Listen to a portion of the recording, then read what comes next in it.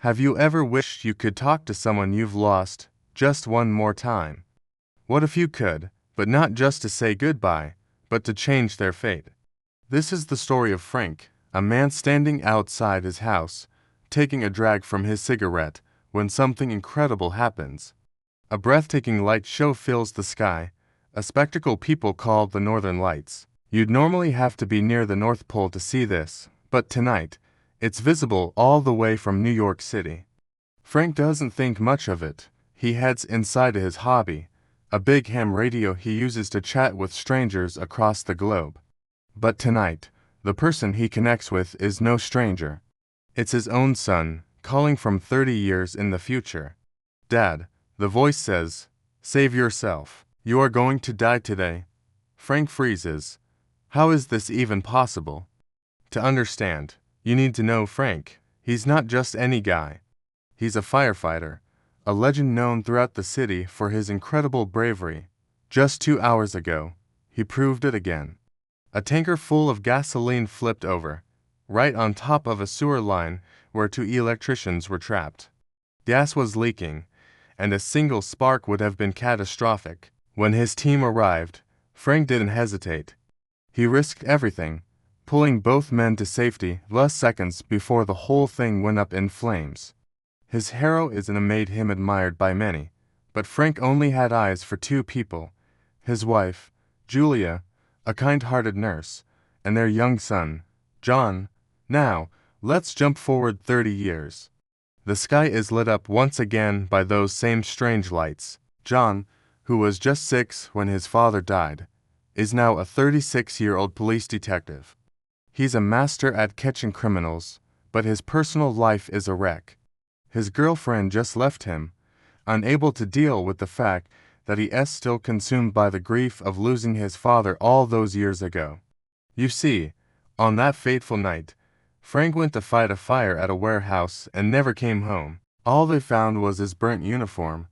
John's world shattered that day, and he's been picking up the pieces ever since. His apartment is a shrine to his father's old photos, baseball trophies, and the very same table where Frank used to sit with that old ham radio.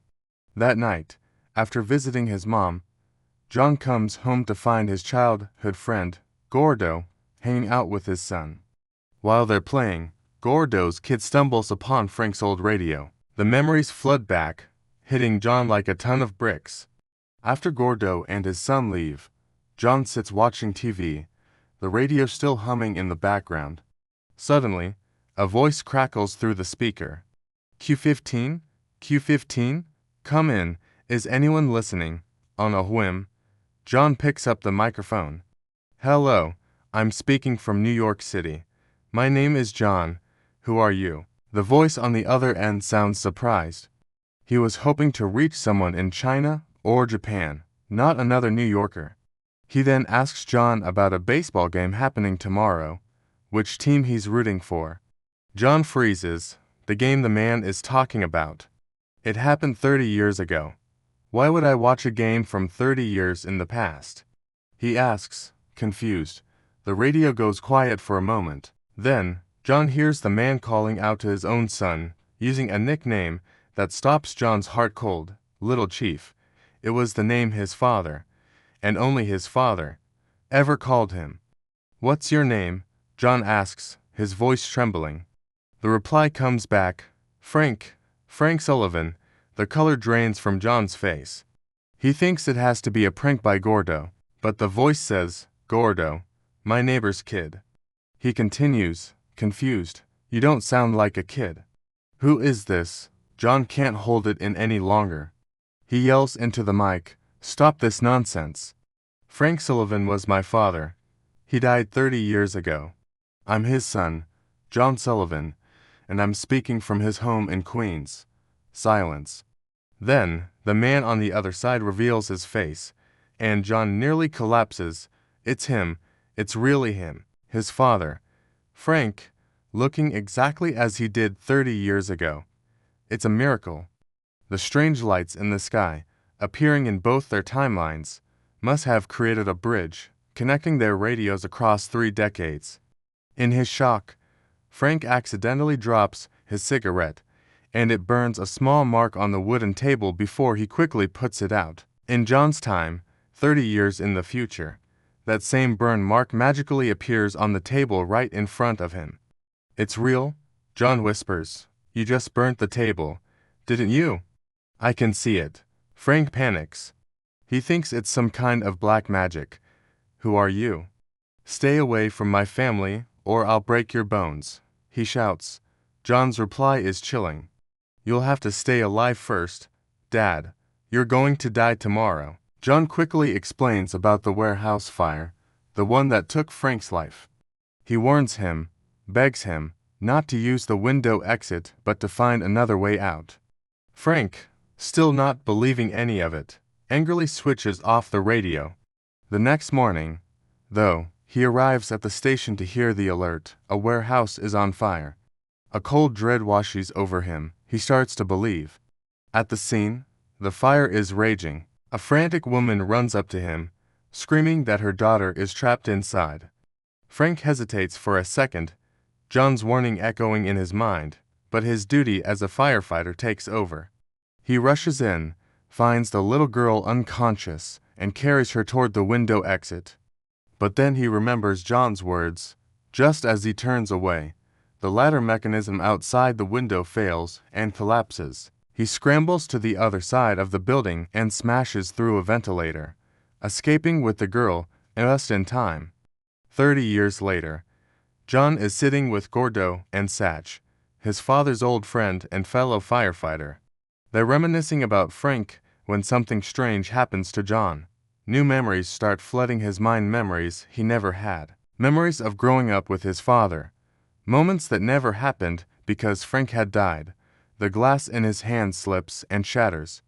"My father," he says, his voice full of wonder. "He didn't die in the fire 30 years ago." Gordo and Satch stare at him, completely confused.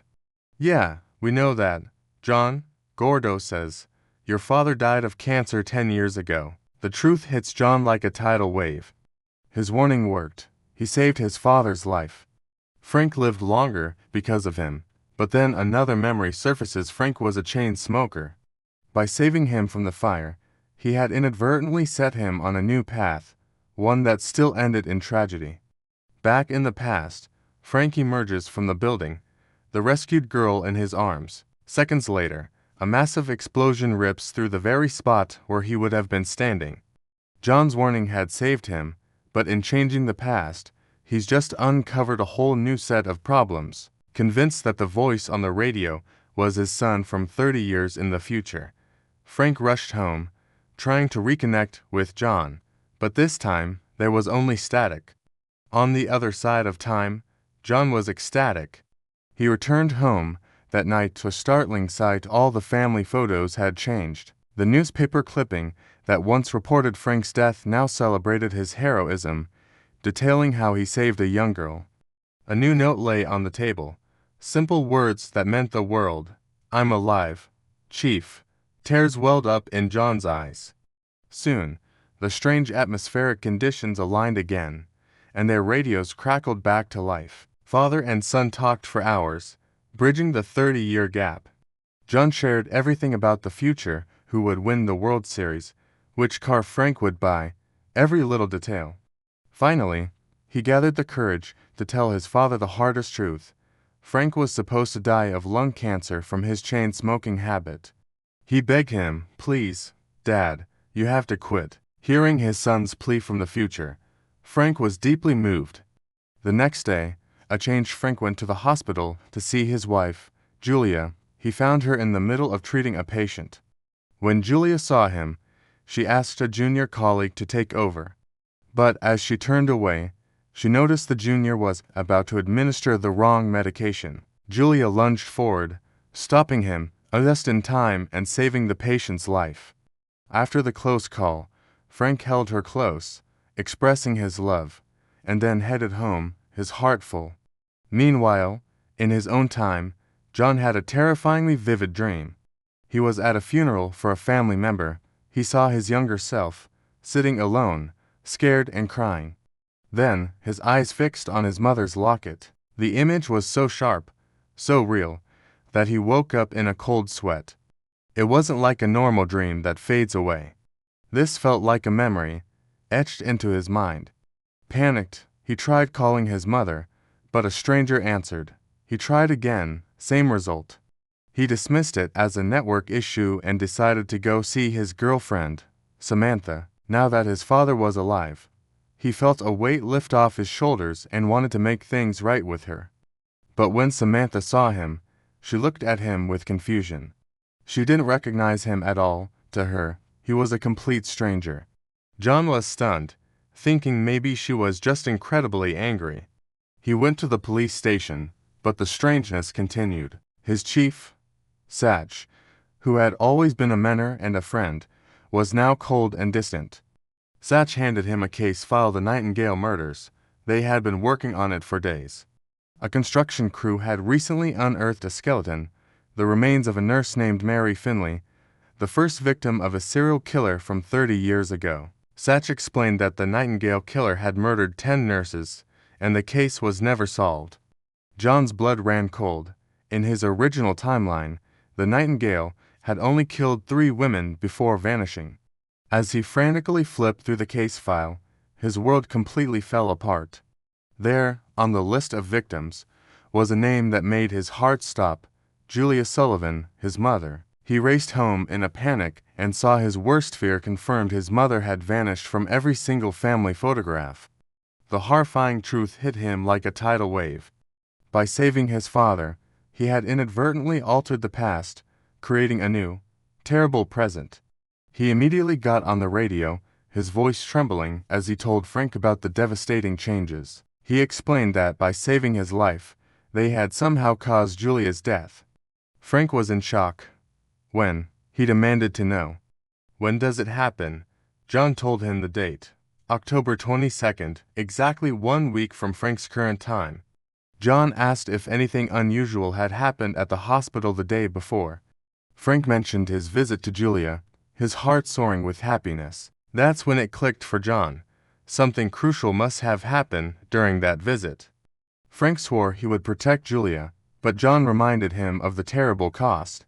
"Dad, the killer murdered 2 women before Mom and for more after," he said. "We can't let all those innocent women die because we messed with time. They had to stop the killer, not just save Julia." John, using the police files from his future, became Frank's eyes and ears. He told his father that the next victim would be a nurse named Carrie. She would be at a specific bar that evening, leave at 7:30 p.m., and her body would be found behind the bar at 8. The attack would happen in that 30-minute window. John instructed Frank to watch for anyone suspicious and call the police immediately. Frank went to the bar and found Carrie with her friends. They recognized him as the hero firefighter from the news and struck up a conversation. As they talked for hours, they were oblivious to a silent figure watching them from the shadows: the Nightingale killer. He was the very same patient Julia had treated at the hospital. Here's the twisted logic of their new reality. In the original timeline, Frank's death would have been all over the news. A grief-stricken Julia, distracted by the tragedy, would have missed her junior colleague's mistake. The patient the killer would have died from the wrong medication. But because John saved Frank, Julia was at the hospital, clear-headed. She caught the mistake, and the patient survived.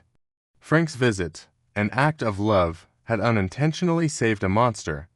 Back at the bar, Frank's presence with Carrie foiled the killer's plan. Frustrated, the Nightingale retreated into the night. In the future, John watched as Carrie's case file vanished from the police records. A small victory, but the killer was still on the loose. John relayed the next piece of the puzzle to his father. The next target was a nurse named Cece Clark, who worked as a waitress at a nightclub after her hospital shift. The killer planned to strike between 2 a.m. and 5 a.m. Armed with this knowledge from the future, Frank headed to the nightclub, ready to confront the phantom threat once again. Frank knew where to find Cece, at the bar. He waited patiently until 2 in the morning, just as the bar was about to close. Cece went upstairs to change, and Frank, sensing danger, followed her to the bathroom area to keep an eye out. But suddenly, He was attacked from behind. It was the Nightingale killer. Frank fought back with all his might, but Nightingale was stronger and knocked him unconscious. The killer then stole Frank's wallet, took out his driver's license, and vanished. When Frank finally came to, he scrambled upstairs, his heart pounding, desperate to find Cece, but it was too late. Nightingale had already claimed another victim. Terrified, Frank rushed home and broke the devastating news to John. Not only had he failed to save Cece, but Nightingale now had his license. The situation had spiraled out of control. They still had no idea who this monster was, but now, he knew everything about Frank. He could find Julia, he could find young John. Panic set in, but John, ever the voice of reason, calmed his father down. After a moment of intense thought, an idea sparked in John's mind. "Dad," he said, his voice urgent, "if Nightingale touched your wallet, his fingerprints must be on it. Listen to me. You need to hide that wallet somewhere no one will find it for the next 30 years. Frank did exactly as his son instructed. He sealed the wallet in a plastic bag and carefully hid it inside an old wooden box by the window. 30 years later, in the present, adult John went to that very same box. His hands trembled as he opened it, and there it was, the wallet, untouched, a time capsule of evidence. Excitedly, he got on the radio. "Dad, don't worry. I'm going to find out who this guy is." John took the wallet straight to the police station. The fingerprint analysis came back, and the results were shocking. Nightingale wasn't just some random psychopath. He was a retired cop named Jack Shepherd. John tracked down the elderly Jack, who was living a quiet, respected life, his dark past buried deep. John cautiously spoke with him, trying to gather more clues without raising suspicion. He then raced home to contact Frank. "Dad, his name is Jack Shepherd. He was a cop." John devised a plan. "Go to a public phone and call the FBI. Tell them Jack is the serial killer. Tell them he keeps a trophy from each victim, like a locket or a piece of jewelry. If they raid his house, they'll find everything." But fate had other plans. Before Frank could make the call, his old friend, Police Chief Satch, showed up at his door. Neighbors had seen Frank near the bar where Cece was killed. And to make matters worse, Jack had planted Frank's license right next to her body. For Satch, all the pieces clicked into a horrifying, but wrong, picture. He was convinced Frank was the Nightingale killer. Satch arrested Frank, and during the struggle, the precious ham radio fell and shattered.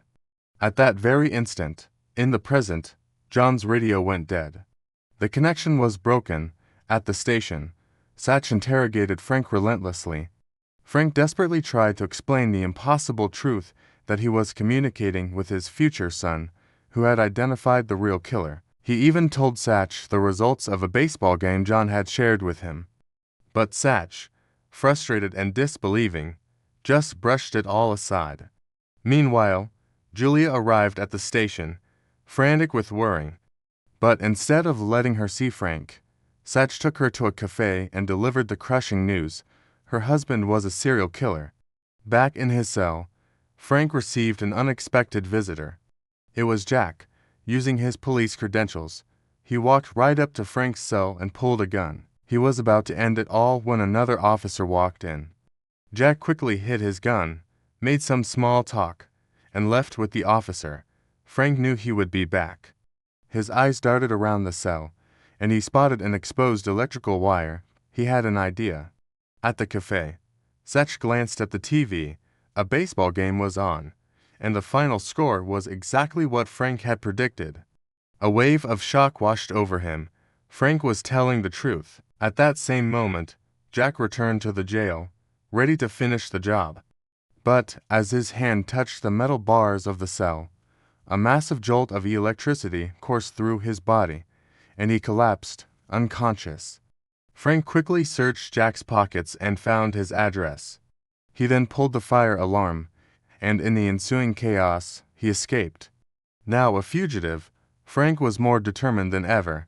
He went straight to Jack's house. He searched frantically, and there it was, a hidden box filled with trophies from Jack's victims. He had the proof, But just then, Jack returned.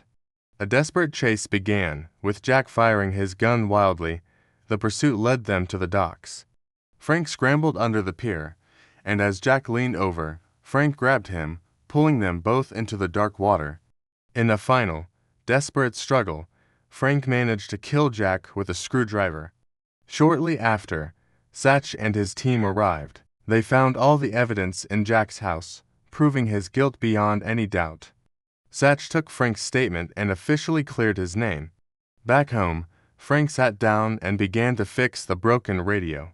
He saw a pack of cigarettes on the table, picked it up, and threw it in the trash. He wasn't going to die of cancer. He would be there for Julia and John. He switched on the radio. The connection sparked back to life. "It's okay, son," Frank said, his voice filled with relief. Jack Shepherd is dead, but in the present, John looked at his family photos, and his mother was still gone. As he was talking to his father, a figure lunged out of the shadows and knocked him to the ground. It was Jack, the present day, elderly Jack. Simultaneously, in the past, Jack attacked Frank, knocking him out, and went upstairs for Julia. But young John ran into the room, distracting the killer, long enough for Julia to scratch Jack's face deeply.